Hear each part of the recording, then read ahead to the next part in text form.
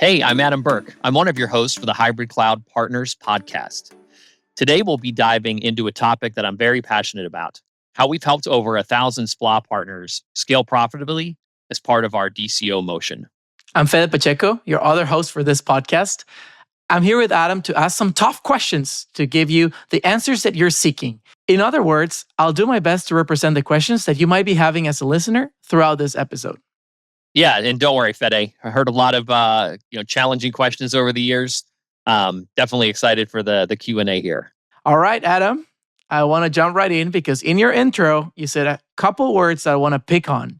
You said that SPLA partners, which means partners under the service provider license agreement, are scaling profitably. Thousands of them, according to you. So what does it mean to scale profitably, Adam? Yeah, I think scale profitably, really means business growth. And I think at the end of the day, that's really what our team is focused about, is helping partners scale with the Microsoft cloud. And that can take, a variety of directions, both inside Azure, on premises for partners with some of our hybrid solutions. At the end of the day, we want to try and help our partners really be successful. And adding that incremental revenue growth, I think, is, what every partner is focused on, both growing from their existing customer base and growing with new customers. And profitability, is really a key term. I talk to a lot of partners and they have concerns around profitability that even if they see that revenue growth, they may see, cost growth that grows faster, and they're going to take a, impact to their overall margins and bottom line. And so really at the end of the day, we're trying to help partners find ways to scale profitably and ultimately grow overall profit as part of making these types of transitions. Okay, that's a good answer. I'll give it to you. A+, Adam. You're part of Microsoft's data center optimization team. Let's talk about how you help thousands of partners achieve this. Your teammate before this call was correcting us that it was actually more than 1,200. So I want to understand how that conversation usually goes. Imagine I'm an organization, I'm a leader, and I want to talk to you about my business. I'm 100% on SPLA today. I'm hosting my customers in my data centers in my private cloud, buying Windows Server and SQL servers and RDS or remote desktop licenses to Microsoft. So I'm intrigued about the promise of scaling profitably because you did such a good job of explaining it. And my customers are starting to want to talk about the public cloud and the capabilities there in the world of AI. So I need a solid answer from you, or I might lose them tomorrow. What is your approach to this meeting or this conversation, Adam?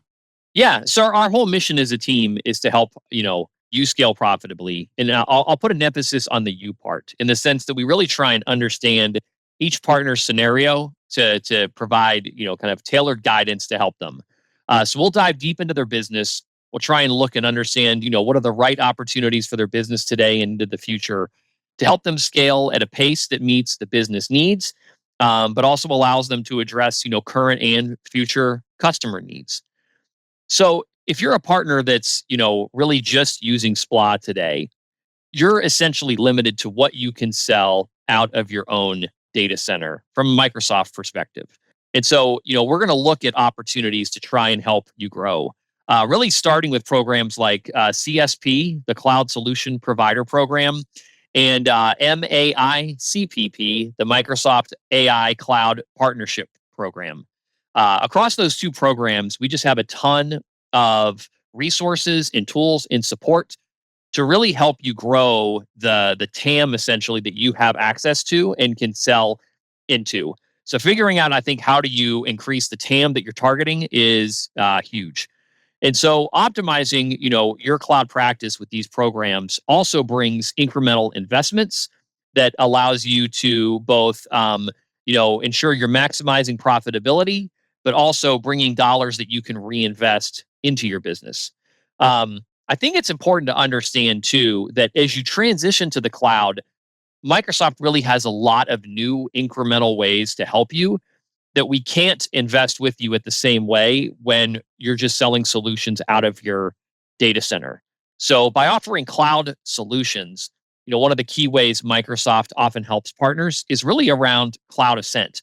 That's an area where we can give you some insight into your customers' needs And then also we have the cloud migration factory, and those are resources that we can bring to bear to provide support to help with actual migrations and deployments of hybrid technology. And kind of touching on that hybrid piece, a lot of times we find very quick incremental wins to help you reduce costs inside your data center. Azure Arc is a huge technology in this space. There's ways to optimize your licensing costs. There's ways to provide your new customers value around incremental security and incremental performance benefits that come with an Arc deployment. And so we really kind of try and look at that whole scope. And then really at the end of the day, it's trying to make sure that we're helping you maximize your overall profitability model with these types of new solutions or new kind of expansions, I'll say, and help make sure you as the partner understand what does it look like if you incorporate these new capabilities into your existing offerings. What's your timeline? How do we kind of work towards cost savings around this types of pivots, et cetera. So hopefully that helps kind of give a high level overview of some of the conversations we really look to have with our partners whenever kind of these topics get started. No, it's a great overview, especially because it was a tricky question. I'm asking you, okay, you're so customized and curated to every meeting, but I'm asking you to generalize. However, in this hypothetical scenario, imagine if I use our Copilot tool to recap what you just said, we understand, okay, every conversation goes differently, but in a general way, Copilot would tell me you talked about 5 things. You talked about programs, right? Like the CSP program. You talked about incentives and investments that you're eligible for now that you weren't before. You talked about resources like Cloud Ascend that now are eligible for you to understand your customer. You talked about technologies from Azure Arc in the hybrid realm all the way until the native Azure capabilities. And finally, you talked about profitability and really making that general story that we tell through these stories in the podcast to really your own profitability story to fulfill that promise of scaling profitable. Anything else that I missed or you want to point out, Adam, from this summary? Yeah, I think you did a great job kind of recapping it. I do want to mention that we have specific incentives around the DCO program that are above and beyond the CSP incentives and investments available. And that's really kind of tailored to partners, specific situation. So that's where we love a conversation to see what we can do to support there. We also have purpose-built resources. We've built something called Array, the Azure Rapid Assessment Estimator. And that's really a great opportunity to help our partners understand, what is the cost structure and how do they optimize the cost structure if they're looking to move really infrastructure VMs into Azure. And then the other thing I'll say is we really try and help partners look at what their service offerings can be. Pro serve and managed service offerings are great ways to add incremental margin and profitability for our partners as you're making a public cloud transition. And so making sure that partners are factoring those incremental revenue streams, I think, into their model is super critical as well. Those are great additions, Adam. Thank you. Now, for my final question, let's talk about the thousands of partners that you've helped over the years. We published some great case studies with a couple, and we're going to share a short interview with one of them later in this episode to take the weight off your shoulder, because I've already asked you some tough ones, Adam, but we know time flies. And fast forward 3, 5, 7 years in the future, when you talk about a partner that's still engaged with the data center optimization team after all that time and their business has evolved through that time, what do they usually point to the reason why they're still engaged with you and your team? I think the first thing that comes down to is really around customer retention. Sometimes what we find is customers are really driving these transformation needs and partners are looking to adapt to them. And I suspect that's only going to increase with the focus around AI and solutions that are really only available at public cloud scale. That is going to, I believe, cause more customers to look at public cloud solutions. And so I think, ensuring you have a customer retention strategy to meet your customers' needs, both in your data center and inside of Azure, I think is key. A lot of partners talk about new customer acquisition is what they find as well, where they're winning new customers that are just, going from wherever they are today straight into the public cloud. and that the partner really has a great professional and managed services opportunity around them, and an Azure resale opportunity too, to support their needs into the public cloud. Future growth, I would say, and expansion are also common themes. Future growth can be really growing existing and new customers. Really, a lot of times what we see is existing customers expand into Azure, where they'll bring new solutions or new things they're looking to have you as the partner manage, and kind of take over into Azure, where the partners say, hey, we may not have won that business if we didn't have an Azure option. And then really expansion across industries, I think, is key. When you make the pivot to Azure, you're no longer limited by what you can offer out of your data center. You can sell solutions that are really built on Azure, and leverage the scale of our global data center footprint. And so we really see partners that are able to win new business either by serving different geos, or maybe based on the investments we've made at industry depth, where we have the ability to meet specific industry needs around certifications or security concerns that our customers have that they may not have been able to do just out of their own data center. So huge opportunity, and to kind of tie it all back, really try to help our customers make sure they realize that benefit of that kind of scaling profitably into the public cloud. I love how we've gone full circle here. One of my first questions for you were, hey, I'm fully in my private cloud. I'm nervous about customers asking me about the public cloud. And now you talk about 5-7 years down the road, where not only have I retained and expanded these customers, I've also been able to acquire more and expand my business across industries and possibilities with the public cloud.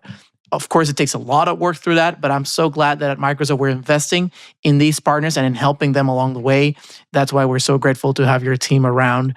And Adam, I'm gonna, like I promised, that was my final question for you. I'm gonna take the weight off your shoulders, and we're actually gonna move now to show an interview with a partner that has been through that journey for a few years, and what do they have to share how their business has evolved. Thank you so much for this overview, Adam, and for being less of a co-host today and more of my interviewee, and really accepting the challenge today. Hey, thanks so much, Fede. Always enjoy it.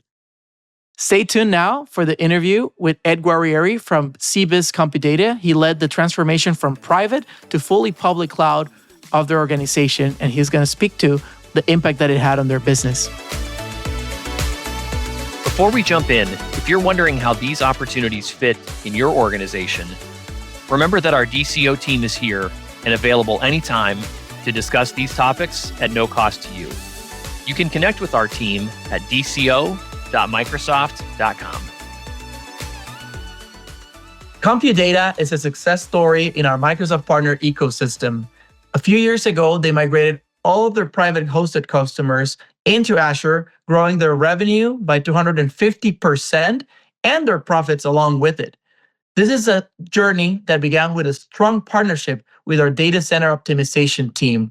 If you are on a similar journey into the hybrid cloud, feel free to reach out to our team at dco.microsoft.com. With us today is Ed Guarrieri. He heads the technology advisory practice for CBIZ.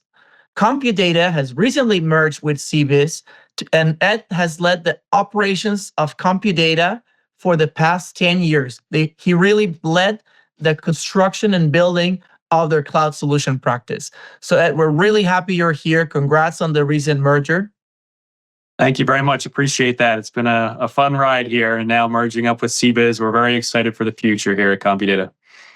Awesome. Well, Ed, I want to first know what guided your strategic decision to add Azure into your business practice.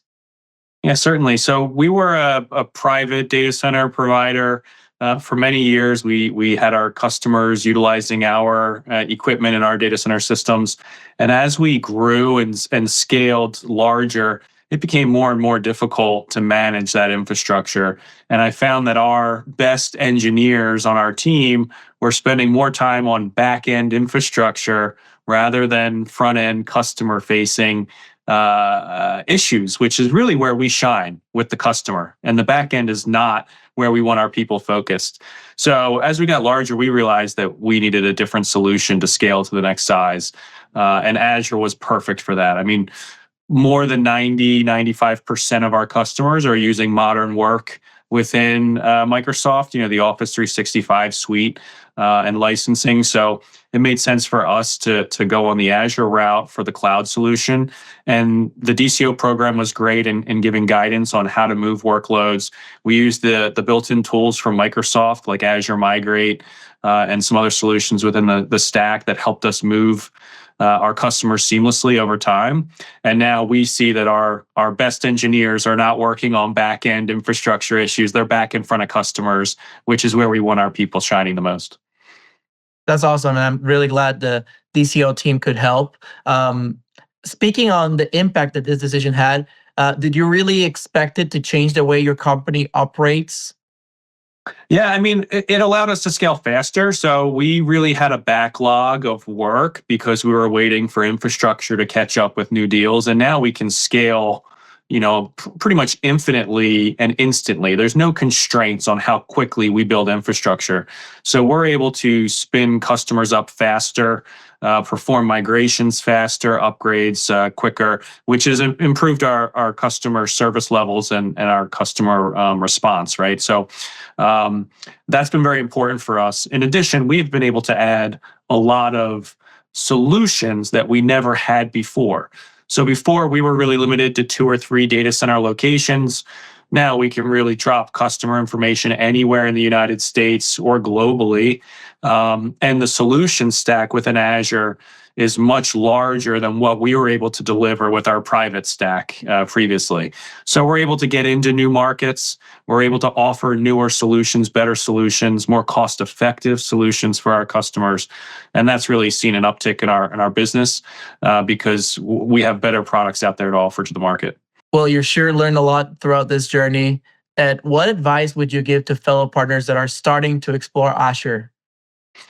Yeah, so we were a little hesitant to start the journey originally. I think there's a lot of other private data center providers out there that probably are in a similar boat, a little hesitant to pursue that. One, unsure of how to move workloads. I mean, it's difficult, or at least people think it's difficult at the beginning.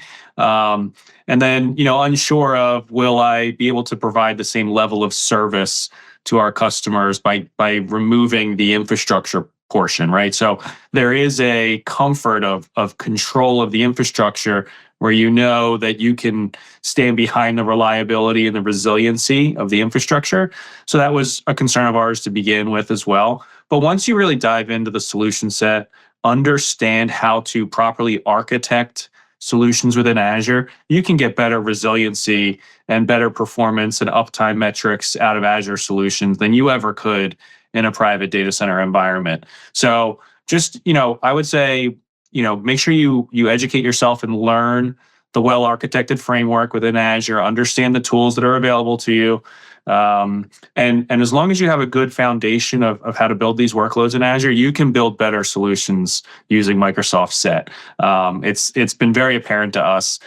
In addition, we've been able to add functionality for our customers at a much more rapid pace than if we were going to try and do that ourselves in a private data center. Our engineers will be spending countless hours trying to add this functionality, where instead Microsoft releases new solutions and options every month, and we're able to just start putting them in for our customers instantly. So, anyone who's a little hesitant or nervous about moving forward, I'd really encourage you to reach out to the DCO team. I mean, they did a great job preparing us for what's to come.